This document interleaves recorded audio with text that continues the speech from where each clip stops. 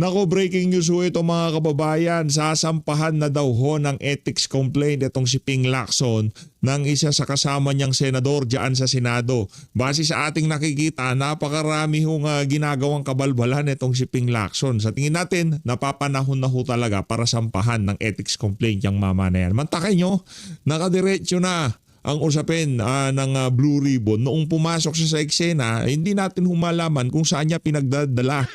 Liliko-liko niya ho di ba? Nakarekta na papunta na tayo kay Martin Romualdez, Saldico at dito kay Marcos Jr. Nung pumasok ko siya, nagpunta dito sa mga Diskaya, kung saan-saan na ho. Hanggang sa ngayong mga panahon na to, wala pa rin hong kaliwanagan kung sino nga ba dyan sa Blue Ribbon. Pero sa sambayan ng Pilipino, kilala na ho natin kung sino talaga ang mastermind diyan sa usapin ng mga maanumalyang flood control. At dito rin ho sa video na to, pag-uusapan ho natin ang interview netong si Congressman Mike Defensor dito kay Sir MJ Mondihar at dito kay Sir Admar. Pero bago yan, sa like at sa subscribe, masaya na ho tayo dyan at sa mga gusto sumali sa ating community, yung join button nandyan lang ho sa baba. Rerekta na ho tayo dito sa di umanong pagsasampa ng ethics complaint ng isa sa mga kasama nitong si Ping Lacson dyan sa Senado. Heto mga kababayan.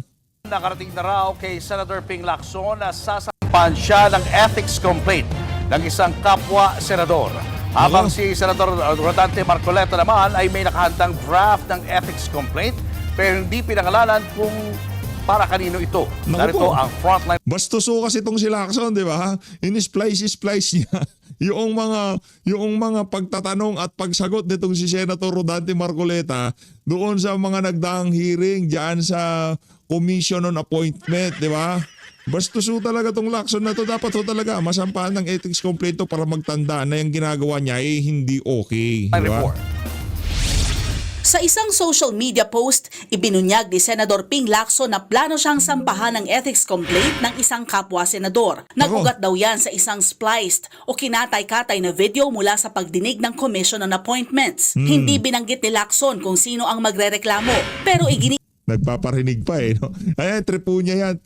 Trepo ni Ping Lacson niya, nagpaparinig pa. Pero alam naman ho natin kung sino yung pinaparinggan niya. Sino ba nagsasalita kaugnay dun sa in-splice na video dyan sa Commission on Appointment? Senator Rodante Marcoleta. Sino pa ba? Diba? Yan ang problema dito kay Ping Lacson mahilig magparinig. Niit niyang hindi siya marunong magkatay ng video. Sa isang interview naman, kinumpirma ni Senador Rodante Marcoleta na meron na siyang draft ng isang ethics complaint pero hindi niya binanggit kung laban kanino. Nag-ugat daw ito sa umano'y paglalabas ng maling naratibo tungkol sa sinabi niya sa Kalayaan Island Group. Isa sa tungkulin ng isang senador yung pagpapahayag ng tama para kasi tinitingala kayo ng mamamayan na pinagtiwalaan kayo ng mandato na magsilbi kayo ng tapat. Opo. Di ba? Kaya nga po, honorable ang tawag gagawa ka ng ganong klaseng naratibo, ibang-iba doon sa tunay na nangyari. May siguradong sa ethics committee ang bagsak mo. Matatandaang Matindi Matindi itong si Senator Rodante Marcoleta. Napapanahon na ho. Para ika nga talagang dapat nang mabigyan itong si Ping Lacson. Grabe, nakita nyo naman hindi lang dyan sa usapin ng West Philippine Sea. Una na dyan yung issue ng mga maanumalyang flood control. Diba? Nung hinawakan niya, yung Blue Ribbon na yan, nagkahindot-hindot na. Napakalinaw na ng mga ebidensya kung saan-saan pa niya pinagdadala yung hearing ng Blue Ribbon Committee. Mani ng batikos si Marcoleta sa naging pahayag niyang isuko na lang ang Kalayaan Island Group. Kalaunan, nilinaw ng senador na kulang sa konteksto ang lumabas na pahayag. Nasabi niya lang daw na isuko ang Kalayaan dahil nagkakaproblema na roon. Hindi binanggit si Marcoleta kung sino mismo ang nasa likod ng spliced video. Mali na naman yung report na to. Mali na naman. Pagka isinunod natin yung EEZ, hindi pasok yung Kalayaan Group of Island. Kung susundin natin yan, ibig sabihin dapat pala natin yung isuko. Dahil eto namang mga media na to. Kaya tayo nagkakaproblema dyan sa mga na yan Dyan sa mga ganyang klaseng reporting ninyo Ayusin nyo, wag ganon. Pambihira. Pero anya, pinagdugtong-dugtong ito para gumawa ng maling naratibo na kalaunay ikinagalit ng mga taga-Pag-asa Island. Pinag-inisplice niya, pinagdugtong-dugtong niya ang hindi magkakadugtong talaga. Anong ibig mo sabihin? Ba't mo ginagawa ito? Anong pakay mo? Anong motibo mo para gawin yon? Sa ngayon, wala pang detalye kung kailan ihahain ng senador ang ethics complaint. Nagbabalita mula sa Frontline, Faith Tobias. Sen Dante, tuluyan mo na yan. Tuluyan mo na yung Ping Lacson na yan. Dapat talaga ika nga mabigyan na yan. Ano na yan kumbaga pumupuro na yan sa sambayan ng Pilipino. Napakaraming kabalbalang ginagawa ng mama na yan. At kung sakali mang ahinan ng ethics complaint yan, talagang magbebenepisyo dyan, sambayan ng Pilipino. Rumekta naman ho tayo dito sa interview nitong si Congressman Mike Defensor, former Congressman Mike Defensor, at ang ating senator, soon to be Senator Mike Defensor, dito kay Sir Admar at sa Sir MJ Mondiar. Palakpakan ho natin.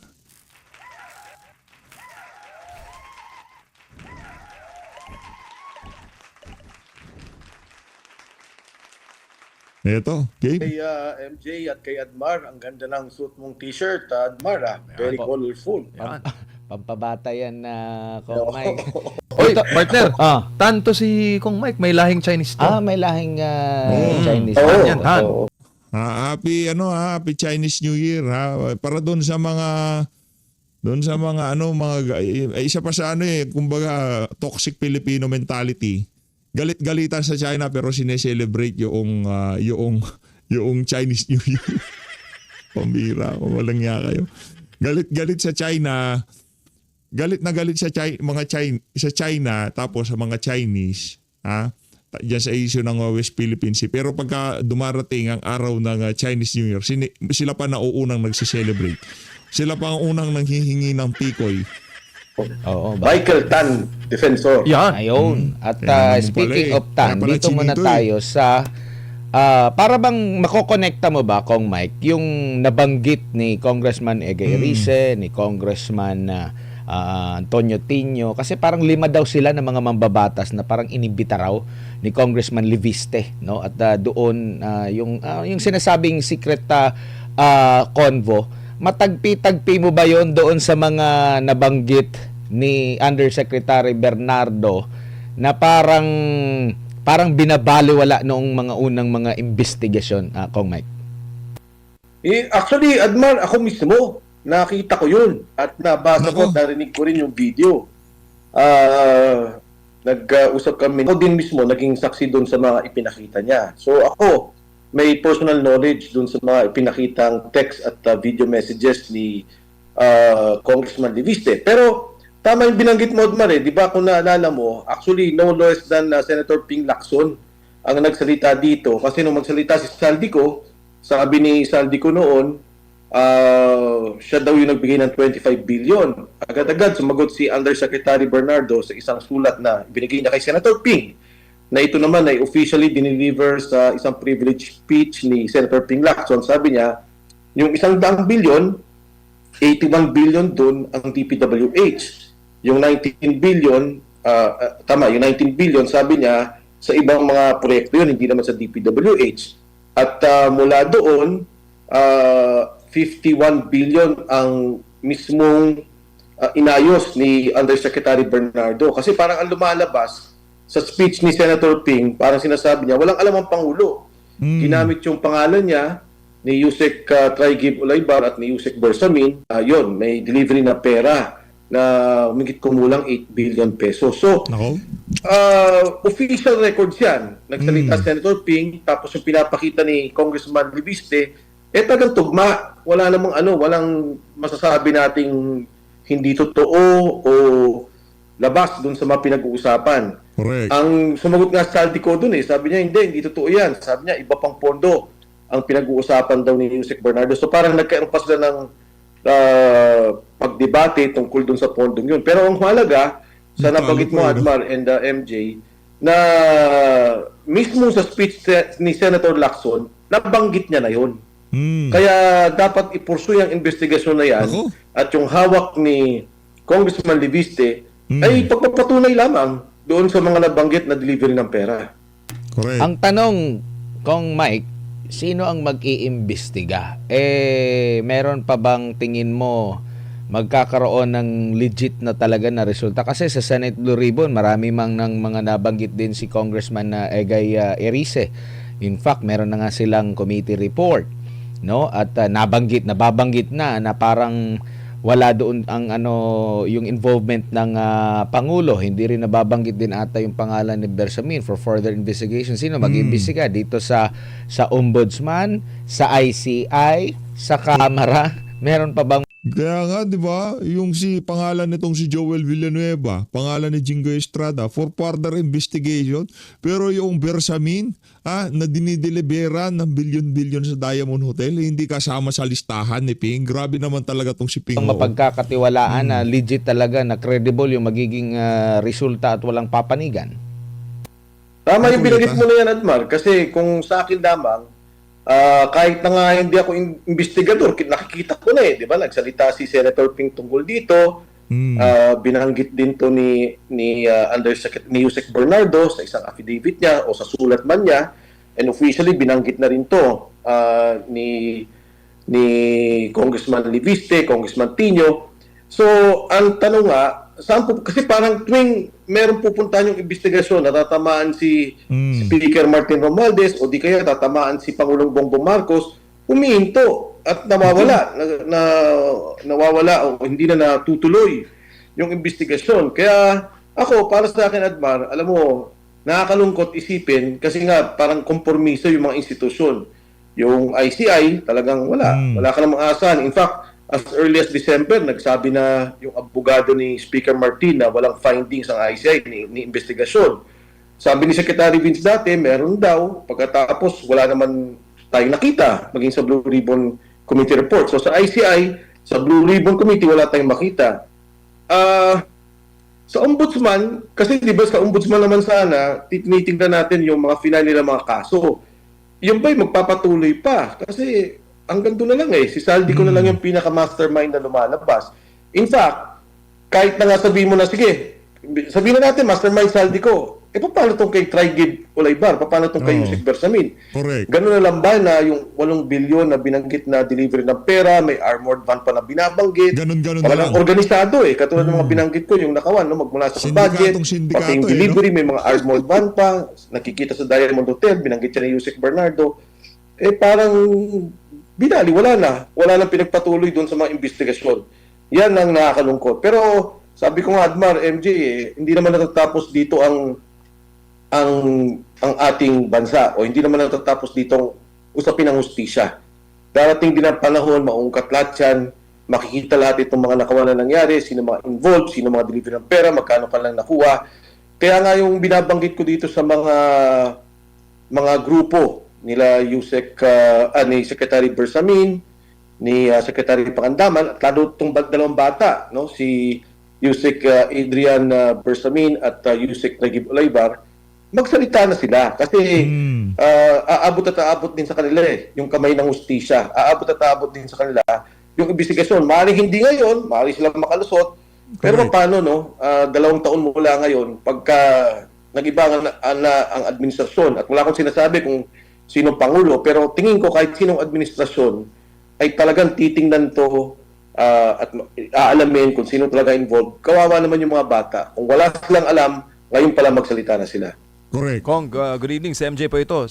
Pero sa tingin ko, yung wala silang alam, malabo yun. Sa tingin natin, sila ay mga bagman lamang. Doon yun mga bagman sila. Pero alam nila na illegal yung ginagawa nila. Mantakin mo, hindi ka maghihinala. Diamond Hotel, kukuha ka ng bulto-bultong pera, bilyon-bilyon, nakasakay sa armor van. Di ka pa maghihinala doon? Anak ng toko, driver na lang at yung painante yung puro laman ng laman sa loob ng armor man, puro pera. Bilyon mga kababayan. 2 bilyon, 1 bilyon. Gaano ba karami yung 1 bilyon? Nakalagay sa parking ng Diamond Hotel. Ganun kalaki yung kinukubra nila. Hindi ka maghihinala na illegal ginagawa nila. Alam nilang illegal pero sinikmura na lang nila. Malamang sa malamang, meron din sila doon. Diba? Nakanto ko, magdi-deliver ka ng ilang bilyon. Alam nga naman bigyan ka ng 5,000 ni Marcos Jr. doon, di ba? Sir, do you think nakakatulong itong mga sagot ni Yusek Claire Castro doon po sa communication gap na nangyayari, considering na ang hinahanap ng taong bayan ngayon ay sagot mismo mula sa presidente, hingil po dito sa pagkakaugnay sa kanya sa mga kickback nung panahon ng eleksyon, lalo pat nababanggit yung mga alyansa, mismong yung artista, performer, nakatanggap rin, pumaldo rin. Kinumpirma po yan ni Congressman Egay Irice. Hindi lang si Egay Irice, di ba, MG, pati si Congressman Toby Tiangco nag-confirm na dyan. Actually, siyempre, naaawa din ako kay Yusek Undersecretary Claire Castro kasi ang hirap talagang magsinungaling eh. Ang hirap talaga na magsalita ka ng para bang pinagtatakpan mo na lang kung ano talaga nangyayari. Kasi, klaro, sinabi niya ni Senator Lacson. So, di ba, kung talagang sinasabi na walang ebidensya, si Senator Lacson na ngayon nagsalita. Merong ginawang affidavit si Yusek Bernardo, sumulat sa kanya at sinabi niya to. So, napakahirap talaga ng trabaho niya. Nakakatulong ba to? Siyempre hindi. Kasi parang lumalabas talaga at nakikita naman ng taong bayan na pinagtatakpan lang yung kasinungalingan. Hindi ko alam paano nilang pagtatakpan to ng tuloy-tuloy. Banda na uungkat to, nakikita to ng taong bayan, nababasa, naririnig. Hindi nila mapigil. Di ba? Parang MJ, Admar, parang kala mo, tumahimik na. Biglang, ito na naman, may lumabas. No? Hindi natin malalaman. Baka bukas makalawa si Yusek Adrian Bersamin magsalita tungkol dito. Kung sila ay runner lang at talaga nagdi-deliver lang naman sila ng pera, magpalagay mo na, kahit na siguro nakakuha sila kung anuman, no? Kung konti o anuman. Pero hindi sila yung pinaka-beneficiaryo nung nangyaring korupsyon, nung nangyaring nakawan. If at all, runner lang sila. Tsaka kung tutugma mo, MJ Admar, di ba yung pinag-usapan na 100 billion na sinabi, para sa Pangulo yan, ilagay mo yan dyan, tumutugma eh. Sinabi na rin ito ni Yusek Bernardo na yun nga, meron talagang 81 billion na pondo na siya nag-ayos, tapos meron pa kay Secretary Manny Bunuan na siya rin na nag-ayos. Kawawa dito yung mga bata, MJ Admar. Alam mo naman si Sec Manny Bunuan matandaan na rin yan. Si ES Bersamin, may edad na rin yan. Paano itong may mga future pa? Masisira na lang ba yung pangalan nila na ganun-ganun na lang? Na pababayaan nilang magamit sila dito, pagtakpan nila ang lahat, na balang araw, alam din naman nila mauungkat to, baka sila pa magkaroon ng kaso. Alam nila yan. Lalo pa, Kong, na nananatiling negative yung survey ratings ng Pangulong BBM. Sir, meron po bang kaugnayan ito sa paparating na selebrasyon ng 48th anniversary ng EDSA People Power na patindi ng patindi yung issue at yung perang pinag-uusapan sa korupsyon? The same surname, Marcos Jr., 40 years ago, Marcos Sr. Alam mo, MJ, ang mahirap dito sa sitwasyon ng Pangulong Bongbong Marcos, talagang nagkaroon siya ng pagkakamali doon sa pinabayaan niya yung budget, pinabayaan niya yung nakawan, pinabayaan niya yung yung kanyang pondo na yung President's budget na dapat sana na iayos yung mga pangunahing proyekto. Kaya hindi ko alam paano niya i-reverse to, hindi ko alam paano niya mababago itong kanyang sitwasyon. Ang problema lang dun sa nangyari, dun sa pagtatakip nila nung lahat ng investigasyon na nangyari, hindi nila mapigil. Kasi yun nga, yun ang katotohanan na nangyari, yun ang mga involvement, di ba? Ang sabi nga ng iba sige, kung talagang wala kang kinalaman dyan, si Speaker Martin lang talaga may kinalaman, pabayaan mo magtuloy yung investigasyon. Correct. Ang problema nga, wala tayong nakikitang ganun Nasasabi na yung pangalan niya, involved na yung mga tao niya, no less than the Executive Secretary was involved, no less than the Secretary of Budget and Management is involved. So, ano ba talaga? Nandiyan ka ba? Na-involved ka ba? Bakit mo pinagtatakpan itong mga taong to? At yung lahat ng institusyon na dapat gumagawa ng investigasyon, talagang natahimik. Unahin ko Kongreso, Quadcom, dati, grabe. Talagang bukbukan yung ginagawang investigasyon. Biglang nawala. Hindi nila pinasok yung flood control. Pagdating dito sa Senado, nagkagulo pa, di ba? Nagkapalitan pa ng leadership ng flood control, ng Blue Ribbon Committee. Pagkatapos, hindi nila malaman. Kasi pag kami nabuksan na topic na natuturo kay Pangulo, hindi nila matugunan o hindi nila mapagpatuloy. Yung kay Saldi ko lang sasabihin na, hindi, dapat i-notarize yan, di ba? Pwede naman nilang gawin yun Pwede yung apostille na maisagawa sa ibang bansa. But even more than that, kung gusto lang questionin si Saldico, pwede talaga na magkaroon ng suspended rules ang Senado o Kongreso na sa isang Zoom meeting, pabayaan siya magsalita at questionin siya. Pero nawala na rin. Hinto na rin nila yung ginagawang investigasyon. Yung ICI, ayun, nalagas ng nalagas. Di ba? Nag-resign na lahat ng mga tao. Hindi sila tumuloy sa pag-iimbestiga. Naipit na. So, alam lang tao na huminto, bitin. Kaya itong ratings siya talagang bumabagsak eh. Dahil nakikita ng tao yung pagtatakip na sinasabi nilang ang Pangulo ang nagsimula ng investigasyon sa korupsyon. Oo, siya nagsimula. Pero ang tanong, kasama ba siya? Eh yung tanong dun sa kasama ba siya, ayaw naman nilang ungkatin. Kasi nga, sa aking pananaw, kasama talaga siya. Kaya ito yung nangyayari, nagkakagulo-gulo na. Po, kung kayo po ang nasa gabinete ngayon, given na kayo po ay nagsilbi dati sa GMA cabinet, ito bang mga issue ngayon ng korupsyon sa presidente o sa chief executive, yan ba'y nakatutulong sa pagpapataas ng moral ng mga gabinete, Kong? Yan. Alam mo, MJ, una sa lahat, Pakita natin hindi si nangyari Boss MJ. kailanman ang ganitong klaseng korupsyon na nakikita natin. Magtanong ka, magmula doon sa cabinet members ni Pangulong Noynoy Aquino, Pangulong First time GMA, talaga, first time, Pangulong Estrada, Pangulong Duterte. Ngayon lang natin nakita yung organisadong nangyari sa pondo na nakawan. Na talagang yung mga flood control programs natin, flagship projects, tinanggal yung pondo, tapos inilipat. Kung saan-saan din nila para sa flood control. Ngayon lang natin nakita na yung PhilHealth, yung PDIC, kinalaw, na talagang ang unprogrammed allocation umabot for the total niyan talaga is 2 trillion. Yung iba naman i-release siguro o ibang proyekto, but sabi nila 1.4 trillion yung unallocated funds for the past 3 years. So, ngayon lang to nakita.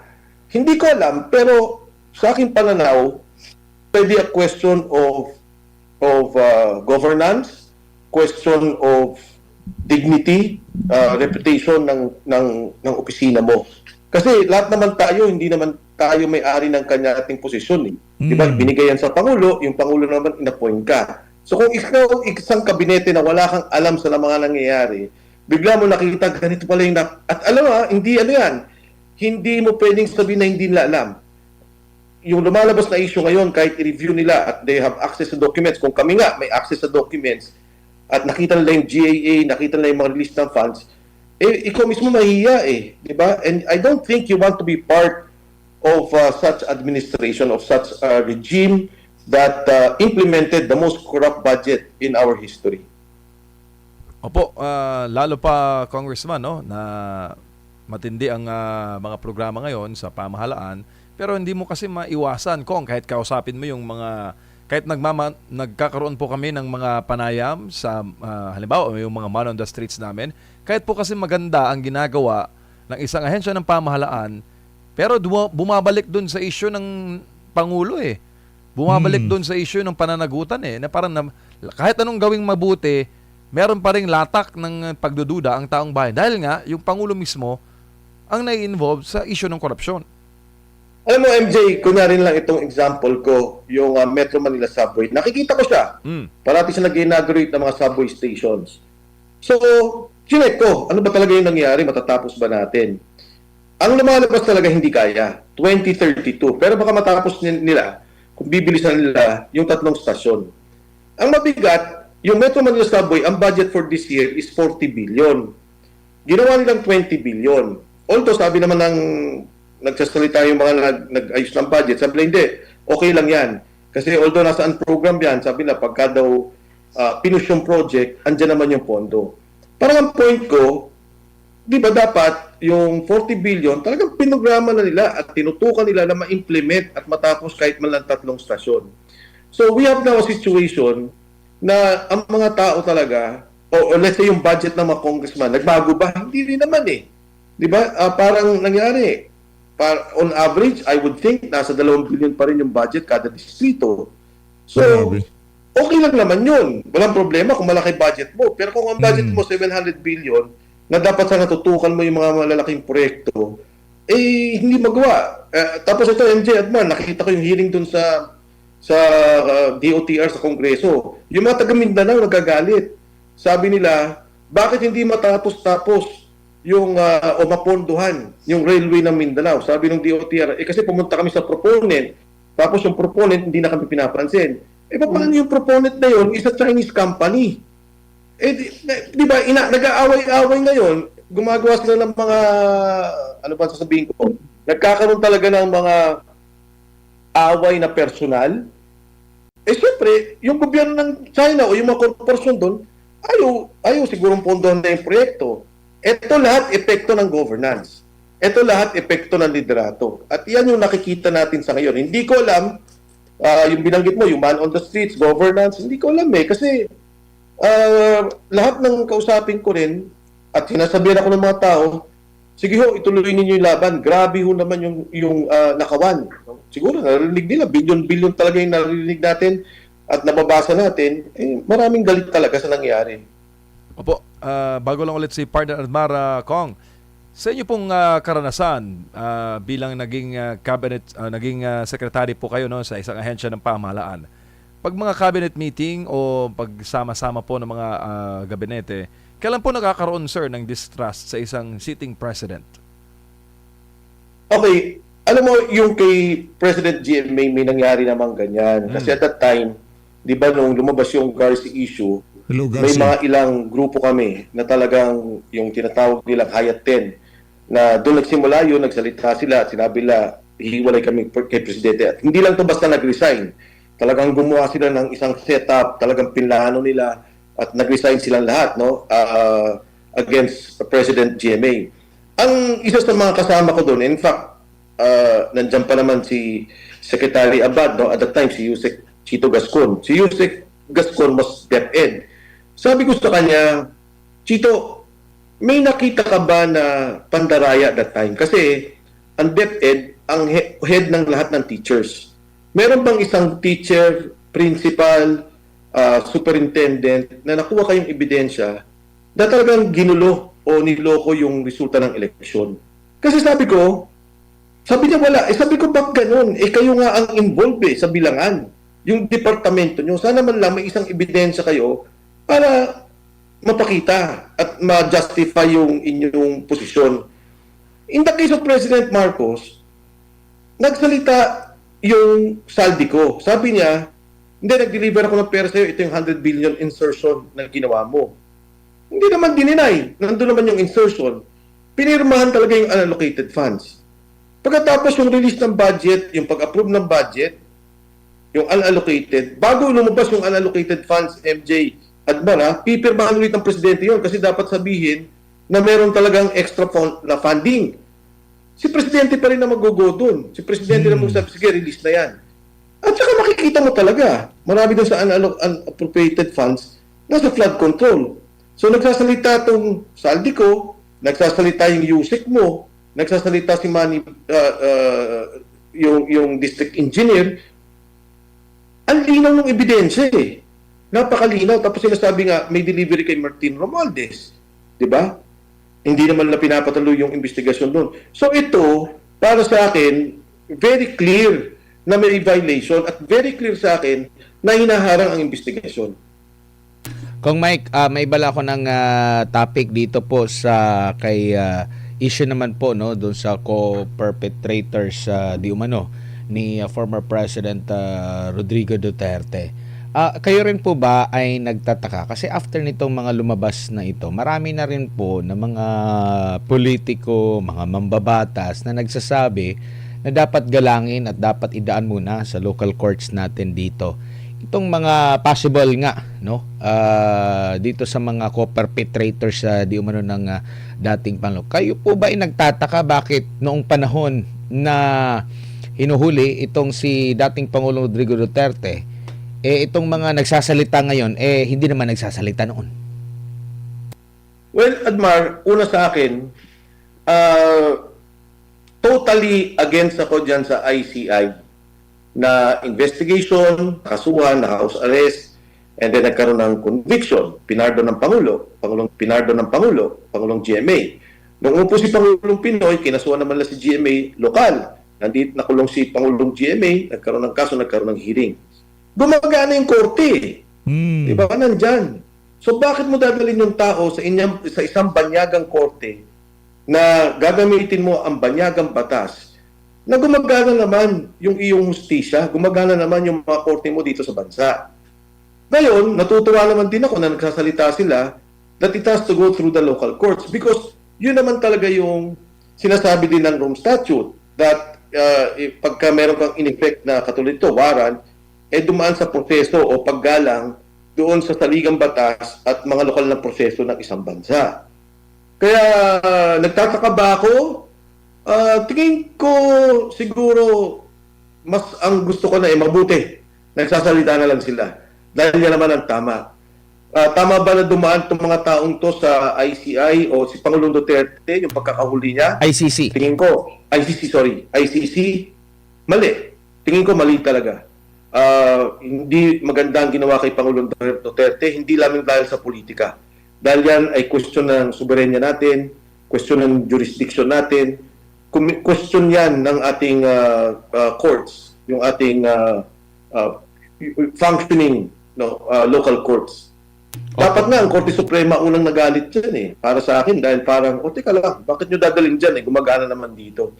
So, mabuti na rin, nagsasalita sila ng ganon dahil ang ibig lang sabihin, mali talaga ang pagkaka-aresto o pag-kidnap kay Pangulong Duterte. Pero di po ba sa kasaysayan natin, lalo na sa mga presidente, meron namang pagkakataon na kahit after na ng kanyang pamumuno, doon siya sinasampahan ng kaso rito. Hindi naman, kumbaga, first time itong mangyari na sinasabi nila na may anomalya o ginawang mali ang isang presidente. Hindi po ba sa kasaysayan natin, marami po mga sinampahan ng kaso kahit nga during sa kanyang pamumuno, after ng kanyang pamumuno, hindi lang presidente, pati vice-presidente. Pero di ko lang alam kung kasi meron pong nabanggit din si dati DOJ Secretary Boying Rimulya na nabanggit niya during that time daw medyo hindi gumagana yung justice system natin. Kaya dito na lang ipinauubayan na lang doon sa ICC, and at the same time kung hindi naman makikipag-cooperate yung gobyerno natin, sinasabi nga rin nila yan, paano magkakaroon ng matibay din na desisyon na yung ICC ukol nga po sa investigasyon? Lagi nga nilang sinasabi nga wala daw mga ebidensya kasi kesyo nasira, hindi na daw ma-retrieve. So paano magiging nagkatiwala mo yung isang Pilipino sa kamay ng banyaga? Kung Mike, yan yung mga katanungan nila. Ano pa masasabi niyo? Well, una, Mar, never nangyari na hindi nag-function yung ating korte. Parating nagpa-function ang korte natin. Wala akong matandaan sa kasaysayan ng ating bansa, lalo na itong recent history, na yung ating korte hindi gumana. Dahil gumana nga yan, katulad na nabanggit mo, nakasubuhan talaga yung mga pangulo, di ba, ng ating bansa. So, never nangyari yan. Pangalawa, yung sinasabi nila na walang ebidensya, at hindi kaya dito ang Pangulong Duterte, hindi makita lohika nun. So kung walang ebidensya, bakit doon sa dahig magkakaebidensya? Talagang para sa akin, political. Pero nagkamali sila ng kalkulasyon. Dahil ginawa pa nilang bayani ang Pangulong Duterte. Diba? Ito lang yung mga masasabi natin, sabi ko yung pagkamatay ng maraming leader sa ating bansa, si Jose Rizal, binaril sa Luneta, si Ninoy Aquino, binaril sa Tarmac, although si Ninoy hindi naman naging Pangulo, pero isa yan sa mga kinikilalang liderato sa ating bansa. Ito, matatanda ng kasaysayan yan. Ang pagkamatay ng Pangulong Duterte sa ibang bansa na ginawa rin o dulot na rin ng kanyang sariling gobyerno.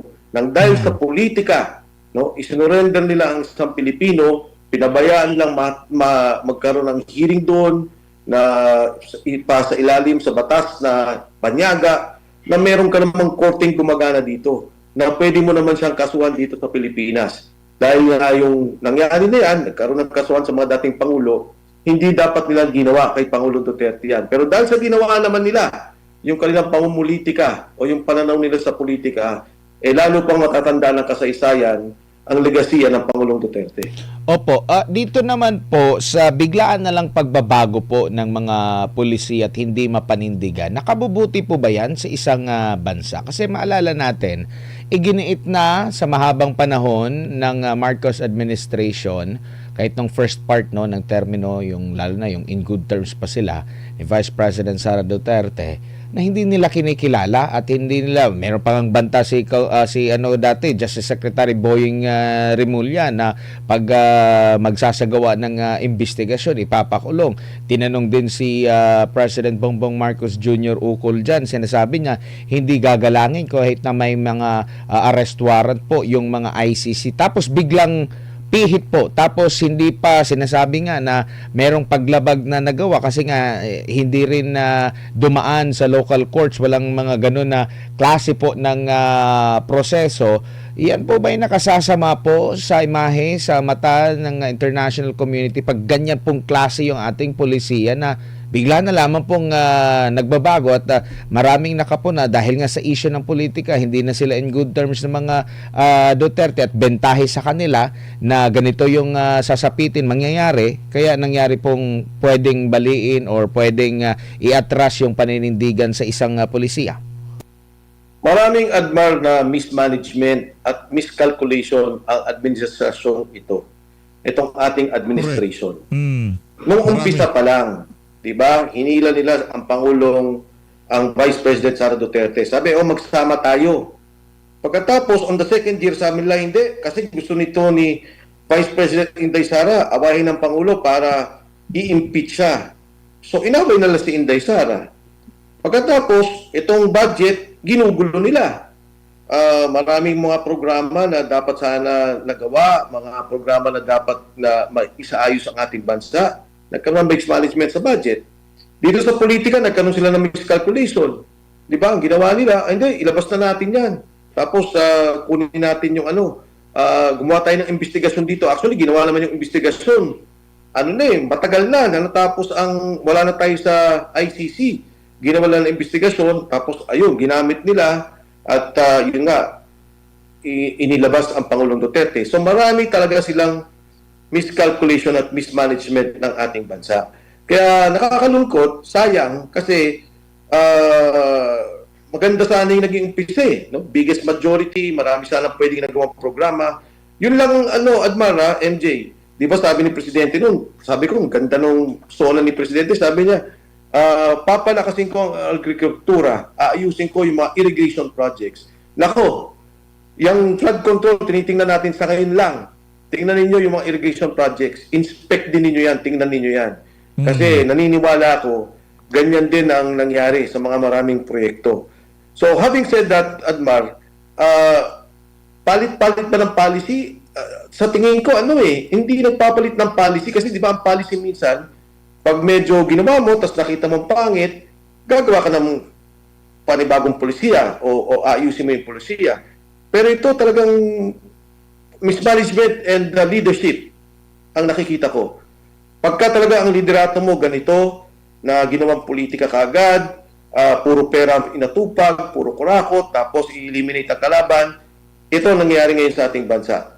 Kaya yung kanyang rating talaga bumabagsak dahil nakikita naman na natin, nakikita ng taong bayan, at nararamdaman nila yung nangyayari. Kaya kita mo, nung nag-imbestiga dito sa flood control, bumaba kaagad ang GDP. Bakit? Kasi yung palang GDP natin, marami pala dun sa mga infrastructure, hindi totoo.